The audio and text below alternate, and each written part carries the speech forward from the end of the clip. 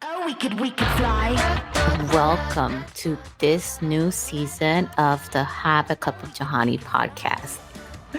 So, I want to title this new season that I'm embarking on with I'm Growing. So, this is going to be the season of growth.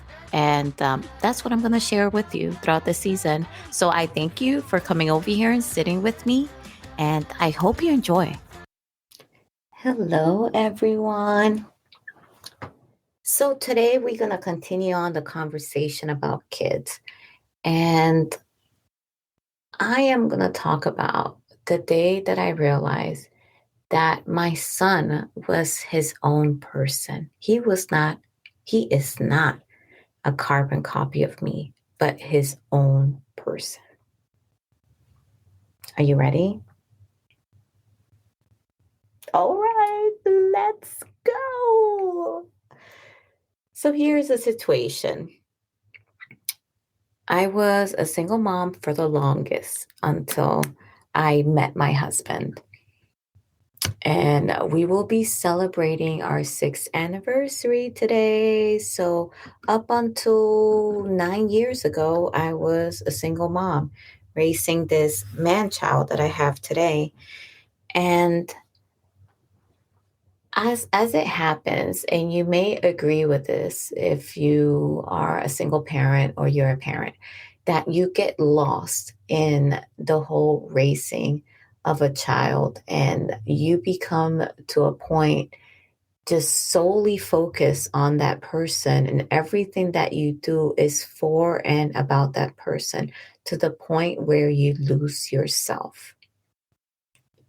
That's where I was at. Since I had lost myself, I didn't know who Johnny was. I knew me as Jonathan's mom. And thus, for me, those two personalities, those two things kind of fuse themselves into one thing. Jonathan became me, I became Jonathan. And it wasn't until those preteen years, folks. Oh, those preteen years. I'm glad I didn't die.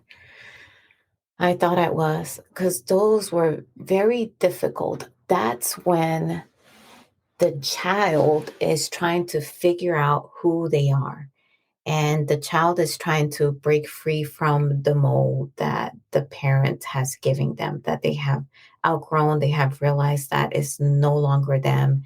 And that they're just trying their best to figure out who they are, but they know that that's not them. The mold that you gave them as a parent is not them. And that's when I realized that I am Joanie and my son is not me. And he will never be me. And he will never be a carbon copy of me. While we share genetic makeup, he is not me. And that was a tough pill to swallow because I had fused us together to the point where we was one and the same person. I think you would call that codependency. Yes. Cheers to that. I had to snap out of that. And I did that when he yelled at me and essentially said, "That's not me. That's not what I want to do." When I was trying to push him to study, to focus, and do it with a method that works for me, that I do. So you see, as I was going through college, Jonathan was going through school. I was a single mom working full time in the Army, as well as going through college. I got an associate's, I got a bachelor's, and I got a master's. So it was a lot of stress in my life. At certain points, it was more stressful, even more stressful than others, to the point where I thought I was going to break. And during Jonathan's preteen years and some of his teenage years, it was very touch and go in that moment because I was trying to exert my authority on a human being that was trying to exert his personality. his soul. And and I was not grasping that at the time. So I am glad he pushed back on me. I am so happy that he did that and that I eventually listened and let off, took the foot off the gas per se, um, because now he is able to slowly but surely define who he is and start walking that path, whatever that path is. But when he told me that, I want to cry right now because it was a tough moment. It was a very tough moment, when he did that, because at first I feel hurt, then I feel disrespected, and then I feel defensive, and then I want to say things and I want to say hurtful things. But then I realize that if I say those hurtful things, I will not be able to take them back. And this is someone whom I love, who literally came out of my body, who has half of my genetic makeup and a lot of my tendencies. So definitely not someone that I will want to hurt and scar them for sure. So I had to swallow that pill and kind of like just let him be and sit down with that information. And as I usually do, I just go to my room and get really quiet. And at that point, I went to sleep. I went to sleep with it. Eventually, after I think it over a lot of hours, sometimes a lot of days, then I talk to other people about it. That's my MO. That's my process. And as it was, I talk it over with my really good friend, one of the friends that it's like a second mom to Jonathan because she helped me.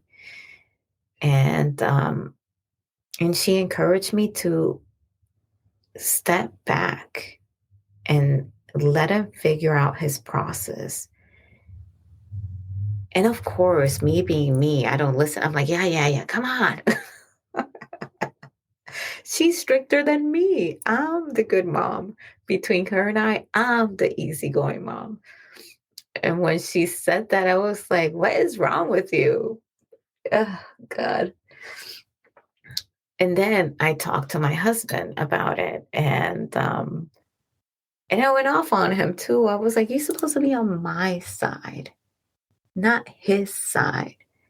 He told me the same thing. He was like, he's coming into his own. He's going to be a man soon, blah, blah, blah. Let him figure it out. But I was like, but what about if he fails? That was kind of like my fear. What about if he fails? What about if he doesn't do it the way that I want him to do it and he fails?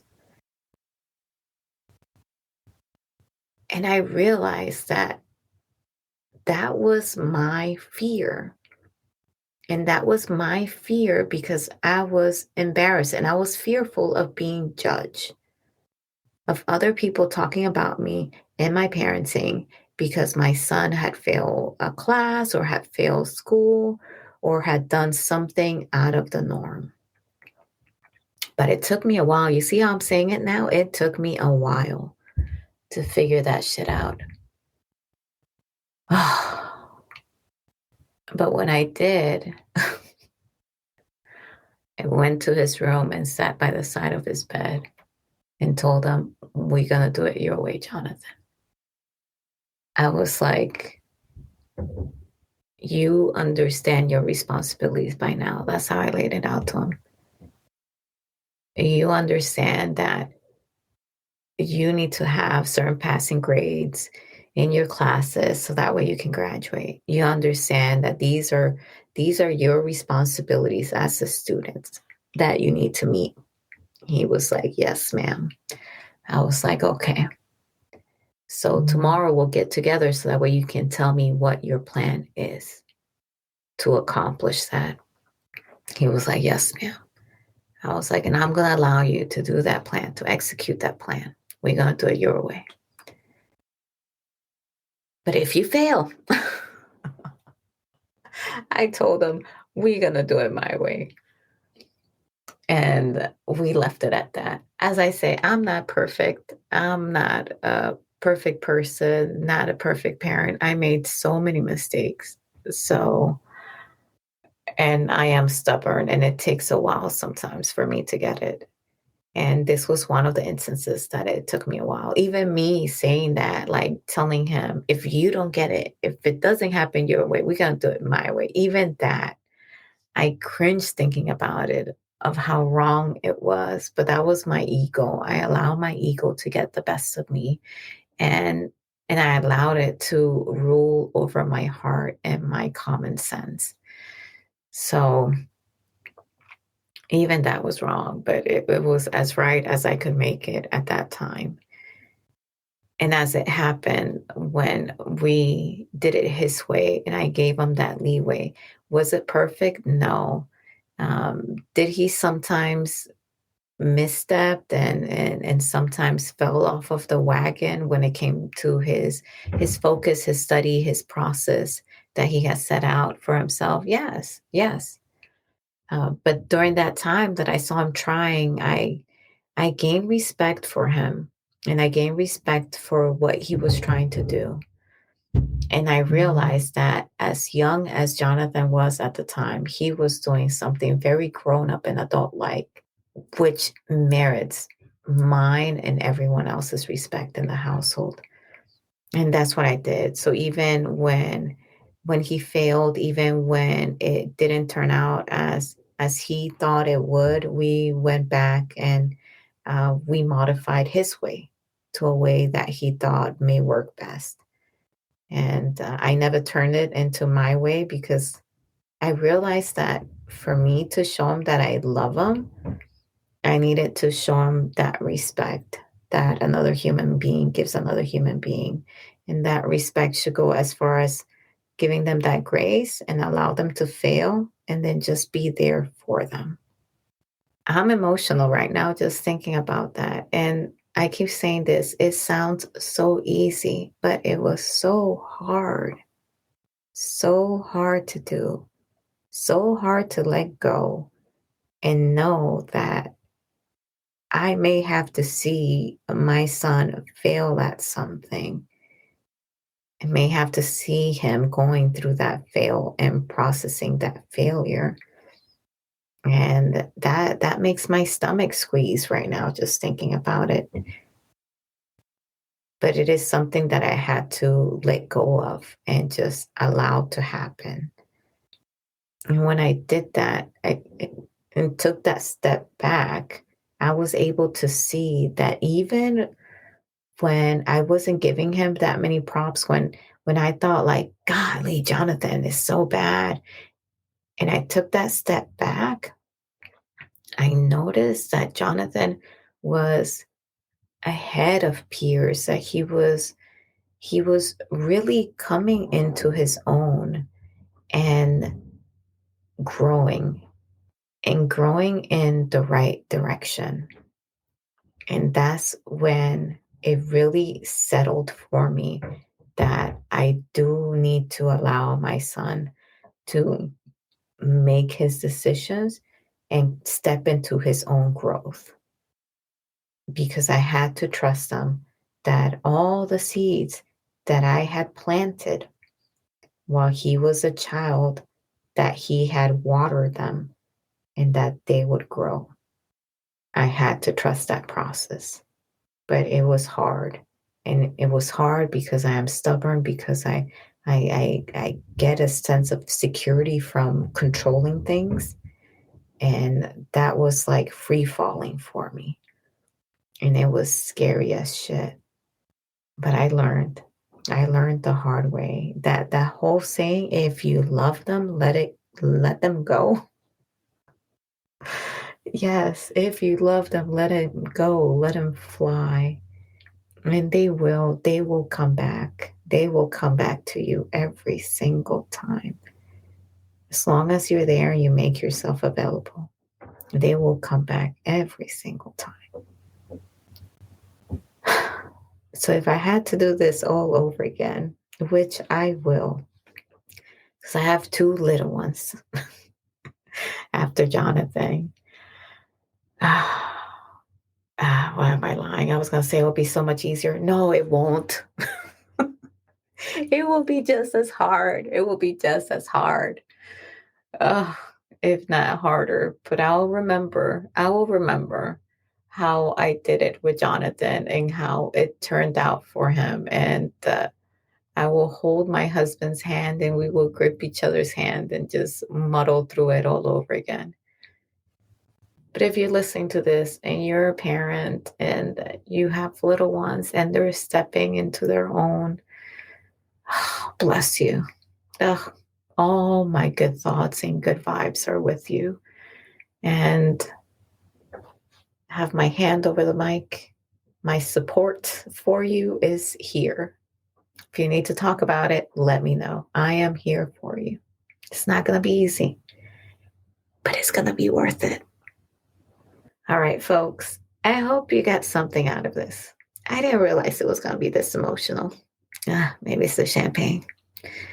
All right. Well, cheers to you and cheers to this amazing episode for today. I hope you enjoyed it and got something out of it. And if you need to cry it out, go ahead. I know I will. All right. Talk to you later. Bye. Oh, we could fly.